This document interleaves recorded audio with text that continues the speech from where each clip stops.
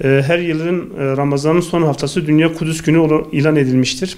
Bizler de bu mübarek ayın son haftası ilan edilen bugün münasebetiyle sokağa çıkma kısıtlaması nedeniyle bu açıklamayı parti binamızda yapmak zorunda kaldık.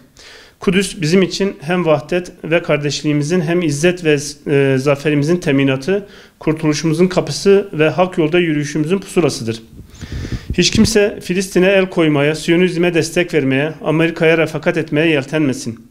Bu coğrafya insani değerleri herkese sunma noktasında cömert, insanlıkta nasipsiz her şahsa, her devlete ve her zihniyete haddini bildirecek kadar mert insanların ve cesur inanmışların coğrafyasıdır.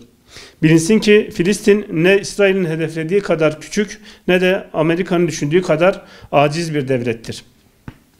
Bilinsin ki intifada sadece Filistinlilere ait değil, bütün insanlığa ve yerküreye hakim bir bilinçtir. Bu planın tek olumlu yanı emperyalizme ve Siyonizme karşı küresel intifada çağrısının karşılık bulmasını hem kolaylaştıracak, hem hızlandıracak, hem de katılanların sayısını arttıracaktır. Çok açık söylüyoruz. Amerika'nın Orta Doğu'dan def edilmesi ve Filistin'de İsrail'in derdest edilmesi hedeflerine hiç olmadığı kadar yakınız. Karanlık şafağın sökmesiyle yok olacaktır. Zulüm hak güçlenince bitecektir.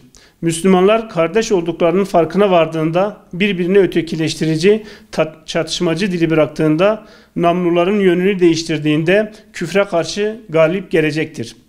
Müslümanların ilk kıblesi Mescid-i Aksa'nın işgalden kurtulmasını, Siyonist esaretin sonlanmasını istiyorsak ilk hedefimiz vahdet olmalıdır. Kudüs bizim birleşmemizi, bütünleşmemizi beklemektedir.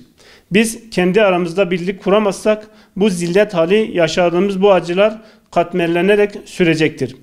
Buradan bir kez daha bütün dünyaya ilan ediyoruz ki Aksa sadece Filistinlilerin değil, Rabbimizin çevresini mübarek kıldığı ümmetin ortak değeridir. Filistin toprakları da satılık arsalar değil, Filistinlilerin vatanıdır.